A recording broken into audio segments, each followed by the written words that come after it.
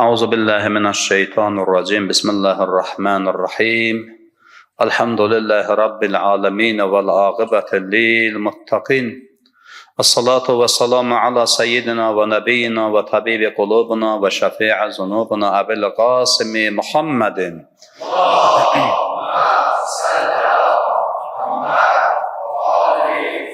وآله الطيبين الطاهرين ولعنة الله على أعدائهم أجمعين من العام إلى قيام يوم الدين. Assalamu aleykum. Allahın salamı olsun. Aziz, dəyərli, möhtərəm məscidimizin əhli, mömin qardaşlarım, bizi eşidən, səsimizi eşidən, bizi dinləyən hər bir kəs cümləmizin üzərinə. Allaha sonsuz həmdlər, şükürlər olsun ki, mübarək Ramazan ayının, mübarək bir cümə günündə öz evində əyləşməyi, ibadət etməyi, namaz qılmağı, dua etməyi bizlərə nəsib edibdir. Həqiqətən də əzizlərim, bu mübarək ayın günlərində Peyğəmbərimizin kəlamına istinadən ki, bu ayın günlərinə gün çatmaz, saatlarını saat çatmaz, anlarını an çatmaz. Həqiqətən də bu böyük bir nemət Allah bizim üçün veribdir ki, lazımdır bizim öhdəmizə düşən məsələlərdən biri ki, bu nemətin qədrini bilək. Bizi özünə itaat eləyən, namaz qılan, oruç tutan, ibadət əhli olan bəndələr olmağımızı qərar veribdir. Allah qudsi hədislərin birində belə buyurur ki, Peyğəmbərimizə ki, Allah Musa aleyhissalama xitab etdi, dedi, ya Musa şükür elə. Musa aleyhissalam cavab verdi ki, Allahım, mənə bu şükür etməyi verdiyinə görə başqa bir şükür də lazımdır. Eyni zamanda, əzizlərim, bildiyimiz kimi Qur'anın çoxlarımız bu ayəni bilirik. Ayə var ki, məşhurdur ki, ey insanlar, sizin zərər hesab elədiyiniz işlər var ki, sizin xeyrinizə, sizin xeyir hesab elədiyiniz işlər var ki, zərərinizədir, amma siz bilmirsiniz. Buna görə bizim həmişə böyüklərimizdən, ata-babalarımızdan ümumən belə bir atalar sözü kimi gəlib bizə çatıbdır ki, hər zərərdə bir xeyir var. Biz nəyin ki, gözəl işlərə, ibadət işlərə, savab işlərə şükür etməli, hətta ağrılı-acılı günlərimizə, çətin günlərimizə, əziyyətli günlərimizə belə yenə də şükür etməliyik biz. Düzdür, şükür elə bir məsələdir ki, yenə də məsumların dili ilə deyirəm bu sözü, İmam Zeynalabdin əleyhissalamın münacatlarındadır. Allahım, mən nə qədər çox şükür etsəm də yenə də azdır.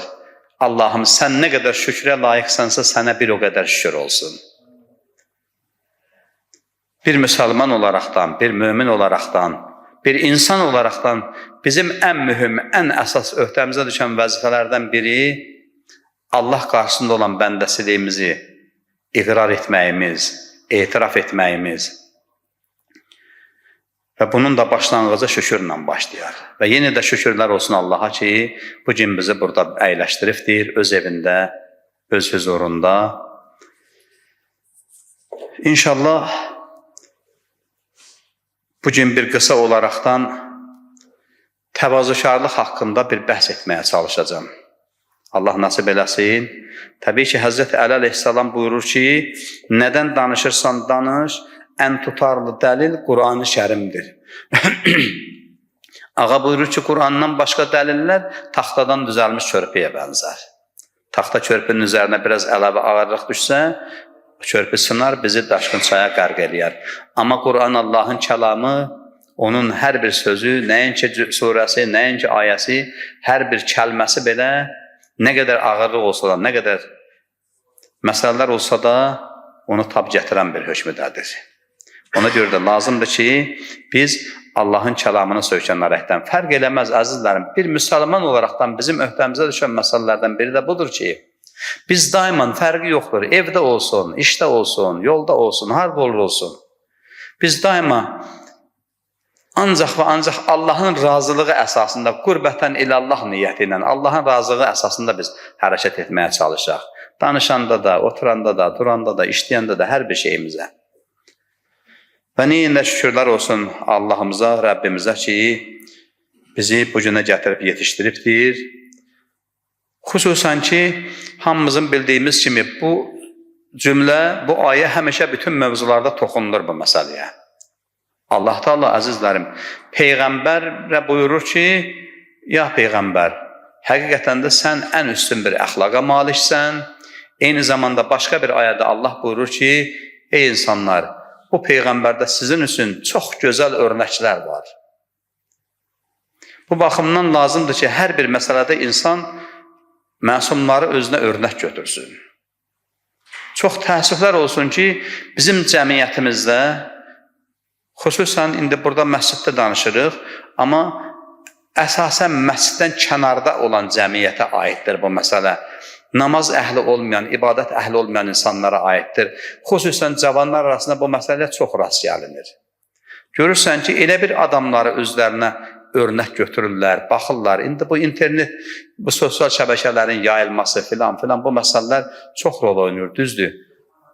Mövlamız Əli əleyhissalamın məşhur bir kəlamı var. Ağa Əmir Əl-Möminin buyurur ki, hər insan öz ata-anasından çox mühitin övladıdır. Yəni, mühit çox təsir qoyur insanda. Və xüsusən də ki, müəyyən insanları özünə örnək götürən insanlar Qur'anın ayəsi ilə söykənsək, qiyamət günündə xəzil olacaqlar, rüsvay olacaqlar, peşman olacaqlar. Hətta qiyamət gününün bir adı da Qur'an-ı Şərifdə göstərilibdir, bir adı da peşmançılıq günü keçir. İnsan o gün çox şeyə peşman olacaq. Hətta bizim böyüklərimizdən belə bir söz var. Qiyamət günündə və yaxud imamın zuhuru ilə bağlı bu sözü deyirlər. Mömin də peşman olacaq, kafir də peşman olacaq. Yəni, bunlar hərəsi başqa-başqa səbəblərə görədir peşmançılıq. Lazımdır ki, biz elə hərəkət edək ki, elə yaşamağa çalışaq ki, peşman olmayaq, Allah qarşısında peşman olmayaq. Bəlkə ola bilsin, mənim dediyim söz kiminsə xoşuna gəlməyə bilər, kiminsə dediyi söz mənim xoşuma gəlməyə bilər, kiminsə hərəkəti mənim xoşuma gəlməyə bilər, mənim hərəkətim kiminsə xoşuna gəlməz. Bunlar önəmli deyil ki, mən filan kəs nə deyər mənim bu sözümə, mənim bu hərəkətimə, mənim bu işimə. Yalnız bizim niyyətimiz Allah nə deyər deyə düşünməliyik biz bunu, əzizlərim. Mən bu sözü deyirəm, bu işi görürəm, Allah nə deyər? Və xüsusən də ki, elə təvazökarlıq mövzusuna baxanda, təvazökarlığın ən başlıcası, düzdür, bütün məsələlərdə həmişə birinci Allahdan göstərilir. Allah, peyğəmbərlər, məsumlar, imamlar və s. Amma ən mühüm məsələlərdən biri təvazökarlıq mövzusunda insan ətrafındakı mühitdə, ətrafındakı insanlar arasında təvazökar olmağını çox-çox tövsiyələr olunur, toxunulur məsələlərə. Ki, biz də bunun üçün məsumları özümüzə örnək götürməyə çalışmalıyıq ki, görək onlar necə təvazökar idilər, onlar necə davranırlar ətrafındakı insanlarla. Biz də onlara baxıb ibrət götürək, biz də onlardan öyrənməyə çalışaq. Misal üçün bir ayə qarşımdadır, Tövbə surəsinin 128-ci ayəsi. Euzubillahimineşşeytanirracim. لَقَدْ جَاءَكُمْ رَسُولٌ مِّنْ أَنْفُسِكُمْ عَزِيزٌ عَلَيْهِ مَا عَنْتُمْ حَرِصٌ عَلَيْكُمْ بِالْمُؤْمِنِينَ رَؤُوفٌ رَحِيمٌ. Sadaqallahul aliyyullazim. Buyurur Allah ki, həqiqətən sizə özünüzdən olan bir peyğəmbər gəlib ki, sizin əziyyətə və zərərə düşməyiniz onun üçün ağırdır. O sizi çox istəyir. O sizə, yəni möminlərə qarşı mərhəmətli və mehribandır. Mən burada bir haşiyə çıxım. Bu ayənin təfsiri ilə, araşdırmasıyla mən baxanda bəzi yerlərdə, tərcümələrdə, təfsirlərdə qarşıma çıxdı. Bəzilərində göstərilir, Allaha nisbət verilir ki, o sizə qarşı mərhəmətli və mehribandır, şəfqətli və mehribandır. Bəzilərində isə, indi ayənin dəlilləri var, bunun qrammatik yönündən izah edəndə, açıqlama verəndə, bəzi dəlillər də var ki, Peyğəmbəri göstərir ki, o sizə qarşı mehriban və mərhəmətlidir, şəfqətlidir. Yəni, fərq eləməz. Təbii ki, elə birinci Allah öz bəndəsinə nə cür mərhəmətli, mehriban olması, ikinci də onun rəsulu öz səhabələrinə, öz ətrafındakı insanlara, ümmətə nə cür mərhəmətli, mehriban olması. Yəni, onun xüsusi bir vurğulanır ayədə ki, sizin əziyyətə və zərərə düşməyiniz ona ağır gəlir. Ona ağır gəlir. Əzizlərim, bu məsələdə, bu mövzudan biz çox söhbətlərdə eşitmişik, kitablarda qarşımıza çıxdı, çox eşitmişik bu mövzunun məsələləri. Onların nəinki ətrafındakı insanlara qarşı, möminlərə, müsəlmanlara qarşı, hətta kafirlərə qarşı, müşriklərə qarşı, münafiqlərə qarşı belə nə cür münasibət göstərməklərini biz bir yada salmaq üçün mən toxunum buna. İmam Həsən əleyhissalamın haqqındadır. Bu rəvayət olunur ki, Allah bütün zalimlara lənət eləsin. Muaviyyənin öyrətdiyi bir şəxs gəldi Mədinədə, imam ki, minbərdə dayanıb moizə oxuyur, imam dayanıb nəfəsini dərəndə, həmən o ürgədilib göndərilən şəxs qalxdı ayağa, İmam Həsənə qarşı xoşa gəlməyən sözlər işlətməyə başladı, təhqiramiz sözlər işlətməyə başladı. Yazırlar ki, imam cəmaatın arasından çıxdı, yeridi, gəldi bunun yanına, buna göləri üzlə, mehriban olaraqdan qarşılar belə üzbəüz dayandı. Dedi, hə, baxıram, sən bu Mədinə əhli deyilsən, Mədinə əhlindən mən hamısını tanıyıram. Sən bu Mədinə əhli deyilsən, kənardan gəlmişsən, yəqin məni tanımırsan ki, mənim haqqımda belə sözlər danışırsan. Bu axşam mənim qonağımsan. Bu axşam mənim qonağımsan. Qəribsən, qürbətdəsən. Təhqir eləyən, xoşa gəlməz sözlər deyəni gördükcə mehriban qalib, bu axşam mənim qonağımsan. Orada bəzi Allah rəhmət yazın, Şeyx Abbas Qumi o izahında yazır ki, rəvayət edirlər ki, o şəxs biraz tərəddüd etdi. Yəqin mən buna belə davrandığıma görə mənə harasa apara bilər, məni kimlərəsə cəzalandıra filan. Amma ətrafındakılar deyir, buna yaxınlaşlar deyirlər ki, xoş sənin halına ki, belə bir şəxsə qonaq olursan. Bunun ardına işim yoxdur. Yəni, məsələ o təvazökarlıq məsələsinə gələndə, davranmaq məsələsinə gələndə. Misal üçün, məşhur ayələrdən biri, həmişə biz bu mövzuya çox toxunuq. Əksəriyyətimiz hətta əzbərdən bilirik. İsra surəsinin 23-cü, 24-cü ayələrini, valideyn haqqında olan ayələri. 24-cü ayədə yenə orada bir xüsusi olaraqdan vurğulama var. Allah insanlara buyurur, valideyn haqqında deyir ki, onların təvazökarlıq qanadını aç. Onları təvazökarlıq qanadının altına al. Onlar səni uşaqlığında nəzər böyüdüblər, sən də dua et ki, Allahım, bunları belə mehriban, mərhəmətli olsun. O valideyn, Allah cəmiyyən övladları, sağ-salim valideynlərinin gözünə nur eləsin. Övlad arzusunda olan ailələrimizə Allah əməl salih övlad nəsib eləsin.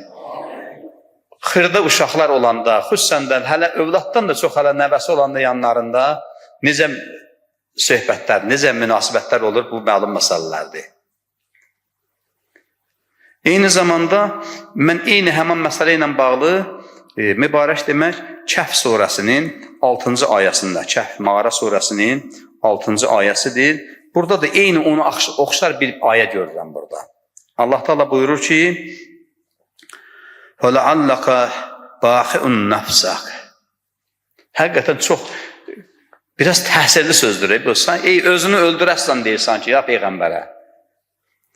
فَلَعَلَّكَ بَاخِعٌ نَفْسَكَ عَلَى آثَارِهِمْ إِنْ لَمْ يُؤْمِنُوا بِهَذَا الْحَدِيثِ أَسَافًا Mövzunu belə göstərir ki, sən bu sözə, yəni bu kitaba, Qurana, dinə iman gətirməyəcəklər deyə onların ardınca qəm-qüssənin şiddətindən sanki özünü həlak edəcəksən. Yəni, onların o zərərli olmaqlarını, axı, bizim dini məsələlərimizdə, dinimizdə, əqidəmizdə, şəriətimizdə bu zərərdə olan insanlar, həmişə bir nömrəli insan, küfürdə olan insanlar nəzərdə tutulur. İmanı olmayan, kafir olan insanlar, münafiq, fasik insanlar nəzərdə tutulur. Onlar demək iman gətirməyibsə, İslamda deyilsə, Peyğəmbəri iman tanımırsa, gətirməyibsə, demək o kafirdir, eyni zamanda zərərdədir. Və onların belə zərərdə olmağına Peyğəmbər gör necə Allah Taala açıqlama verir, bizim üçün bəyan edir ki, sanki o kafirlərin belə bu zərəri Peyğəmbərimizə çox pis təsir edirdi. Sanki onun bir təlaşa düşürdü ki, onu da xilas eləsin bundan. Hətta buyurur ki, az qalıb ki, qəm-qüssənin şiddətindən özünü həlak eləyəsən. Bunların hamısı Peyğəmbərimizdən, Əhl-i Beytdən, məsumlarımızdan bizə gəlib çatmış nümunələrdir ki, biz həmişə bu məsələlərdə diqqətli olmağa çalışaq. Çox diqqətli olmağa çalışaq. Eyni zamanda, əzizlərim, bildiyimiz kimi bu təvazökarlığın qarşısında isə təkəbbür durur. Təbii ki, hər bir şey, o məşhur bir ayə var Quranda. Hər şeydən 2 dənə yaratmışam. Hər şeydən 2 dənə var. Nə olur olsun, hər bir şeydən 2 dənə var. Tək yalnız Allahdır. İman, küfür, yaxşı, pis, günah, savab, ibadət, asilik, hər bir şey 2 dənədir. Eyni zamanda təvazökarlığın da qarşısında təkəbbürlük dayanır. Ki, təkəbbürlük də ki, yine Qur'anın dili ilə desək, Allah buyurur ki, La yuhibbil mutakabbirin. Həqiqətən Allah heç vaxtı təkəbbürləri sevməz. Nəinki sevməz, hətta başqa bir ayə mən xatırıma düşür, o ayənin sonunda belə bir cümlə keçir. Allah təkəbbürlərini qiyamət günü nəzərdə tutulur. Üzünə baxmaz. Üzünə baxmaz. Bu təkəbbürlü deyəndə, yenə də təvazökarlıqda olduğu kimi, insan birinci təbii ki, Allaha qarşı təkəbbürlü eləməyə, Peyğəmbərə qarşı, dinə qarşı, şəriətə qarşı, böyüklərinə qarşı təkəbbürlü eləməyə, eyni zamanda ən mühüm məsələlərdən biri ətrafındakı insanlara qarşı təkəbbürlü eləməyə. Bu təkəbbürlük insanı o dərəcələrə aparıb yuvarladır ki, əzizlərim, insan o qədər bu təkəbbürlük eləyən insan, o qədər özünə alədə olur ki, o biraz loru dildə desək, o başqalarına yuxarıdan aşağı baxmaq məsələsi buradan qaynaqlanır həmişə. Amma vallahi aləm, ən yaxşısını Allah bilir, vallah.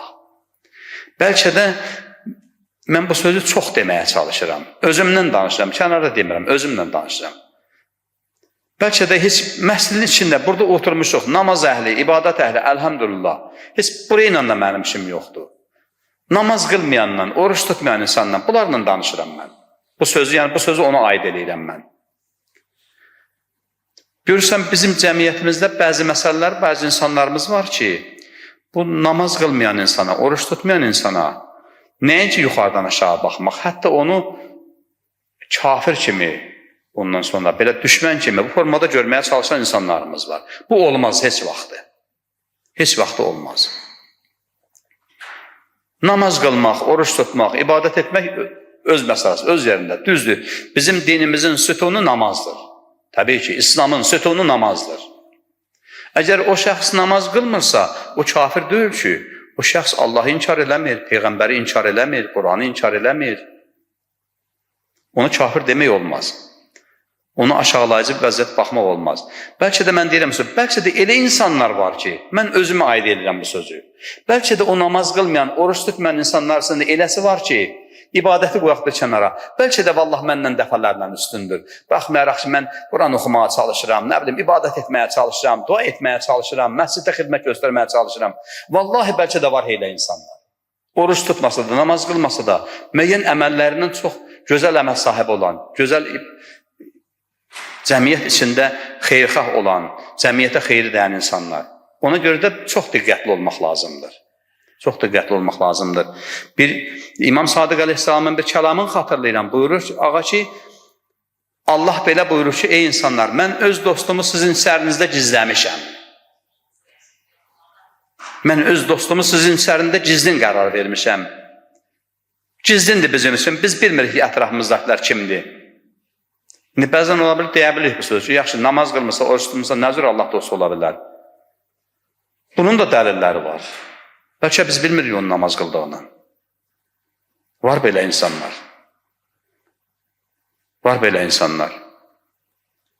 Bəlkə gizlində namaz qılır. Eyni zamanda burada bir məsələ çıxır qarşıya, əzizlərim. İnsan gərək o təvazökarlığın ən üstün dərəcələrindən biri, insanı təkəbbürdən uzaqlaşdıran məsələlərdən biri zən məsələsidir, zən.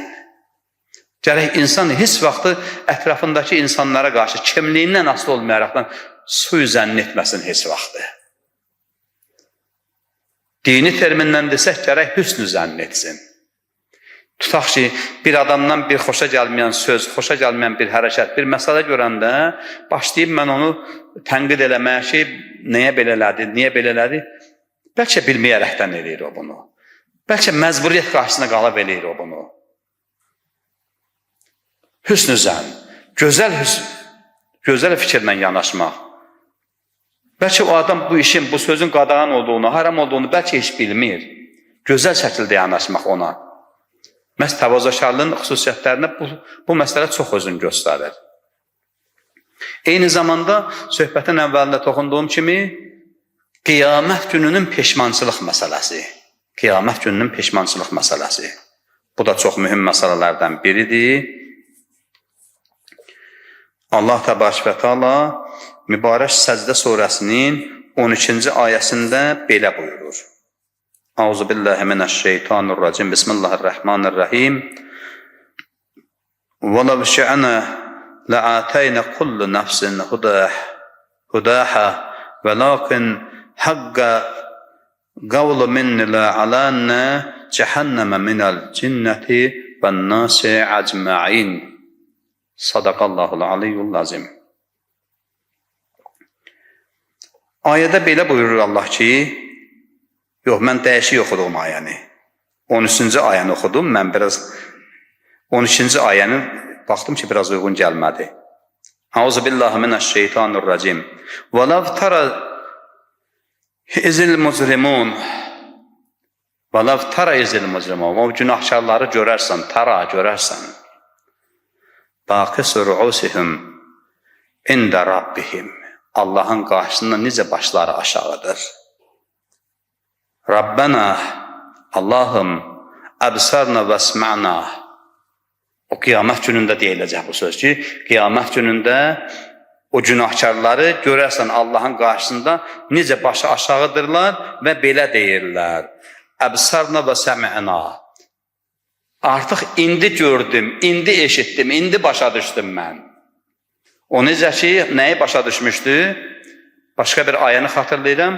Yasin surəsinin 50-51-ci ayələrində Allah buyurur ki, o gün qəbirlərindən qaldırılanda, Allahın huzuruna qaldırılanda insanlar hamısı deyəcəklər ki, həqiqətən də Allah doğru buyurmuşdur, Peyğəmbər doğru demişdir. Biz indi başa düşürük. Bu ayədə də sanki onun davamı kimi, onlar deyərlər Allahım, biz indi görmüş, indi başa düşmüşük. Ondan sonra buyurur ki, Varci'na, bizi qaytar geri. Nə'məl salihən. Başlayaq əməl, gözəl əməl görməyə, yaxşı işlər görməyə. İnnə muqinun. Başlayaq, indi inanmışıq biz buna. Amma yenə də başqa bir ayədə xatırlayıram mən, Allah buyurur ki, onlar yalan deyirlər. Onları əgər 10 dəfədə yox, 100 dəfədə yox, 1000 dəfədə öldürüb təzdən qaytarsam ki, mənim istədiyim kimi yaşan, yenə yaşamayacaqlar, yalan deyirlər. Öz bildirlər kimi yaşayacaqlar. Bax, peşmançılıq məsələsi. Xüsusən də, sonra bir ayə də mən xatırlayıram, elə indi yadıma düşdü, o ayənin heç o mütaliələrində bəlkə də bir konspekt kimi götürməmişdim özümsən, amma indi yadıma düşdü. Allah buyurur insanlara ki, özünüzdən sonra qoyub getdiyiniz balaca yetim uşaqlarla necə davranmaq istəyirsinizsə, başqalarının qoyub getdiyi yetimlərlə elə davranın. Yəni bu təvazökarlıq məsələsində, təkəbbürlük məsələsində bir mənalı olaraqdan əzizlərim, həqiqətən insan hansı bir formada davranırsa, fərqi yoxdur ailədə, evdə, işdə, məsciddə, məclisdə, avtobusda, harada olur olsun. İnsan necə davranırsa, onun üçün də başqalarının davrandığı kimi davranacaqlar. Bu həqiqətən də sübut olunmuş, təsdiq olunmuş bir məsələdir. Bu bizim elə nəinki dini şəri tərəfindən, hətta bizim adət ənənələrimizdə, atalar sözlərimizdə, zərb və məsəllərimizdə həmişə bu məsələləri çox toxunulubdur, çox göstərilibdir. Və xüsusən də ki, o həmən təvazökarlıqla bağlı bir məsələdə mən toxunum, sizləri çox yormayayım. Bu elə burada qeyd edeyim bu məsələni. Bir neçə gün bundan əvvəl o sübh azanındakı biraz xutbədə telefonu sahada biraz yanımda qoymamışdım. Biraz da mövzu gəldi, biraz uzun danışdım. Hətta yoldaşlardan birisi işə gecikmişdi. Düzdür, sonra haqlarını mənə halal etdilər. Allah razı olsun. Bu Ramazan günlərində çox yorğunluq olduq. Oruçla bağlı, ibadətlə bağlı, hətta müəyyən belə, hətta bu oruç olur, insanlar, işləyən insanlarımız çoxdur. Ona görə çalışmaq lazımdır ki, çox da yormayaq insanları.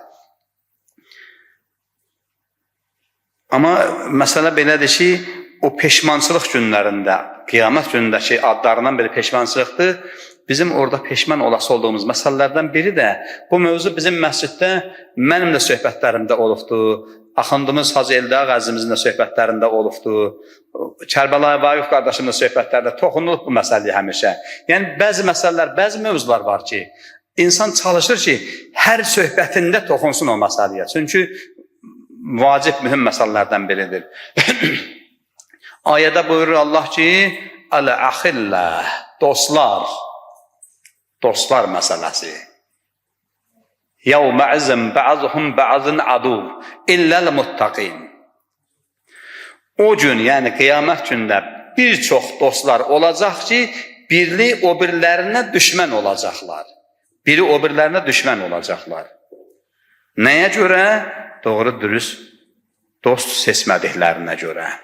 Doğru dürüst dost seçmədiklərinə görə. Hətta o nəyə görə sualının cavabını yenə də qoy bir ayə yadıma düşdü, onunla deyim. Furqan surəsinin 27-28-ci ayələrində Allah buyurur ki, həman vaxtı, o peşmançılıq günündə onlar Allaha üz tutacaqlar ki, Allahım, sənin Peyğəmbərin gəlib bizə açıq, aşkar yolu göstərəndən sonra onun yolunu tutmadıq. Onun yolunu tutmadıq. Peyğəmbərin göstərdiyi yol qaldı. Bir yanda biz başqa şəxsləri özümüzə dost tutduq. Başqa şəxsləri özümüzə dost tutduq. Bax, bunlar hamısı insanın nəinki axirət məsələlərində, əzizlərim. Ümumiyyətcə, Peyğəmbərimizin belə bir kəlamı var. Ağa Rəsulullah buyurur ki, dünya axirətin əkin tarlasıdır. Yəni, bəzi məsələlərə mən toxunum, bir neçə qısa olsa da. Biz dindən, şəriətdən, axirəti yada salıb, Allaha yada salıb yaşamağa çalışmağımızla yanaşı, biz gərək heç vaxtı dünyadan da əlimiz üzə bilmərik. Dünyadan da uzaqlaşa bilmərik biz. Biz bu dünyada yaşamaq üçün mütləq dünyaya bağlıyıq, yaşamalıyıq burada. Peyğəmbərimiz buyurur ki, dünya axirətin əkin tarlasıdır. Burada nə əksən, onun məhsulunu axirətdə götürəsən. İnsan gərək dünyadan elə yararlanmağa, elə faydalanmağa çalışsın ki, onun məhsulunu götürəndə peşman olmasın.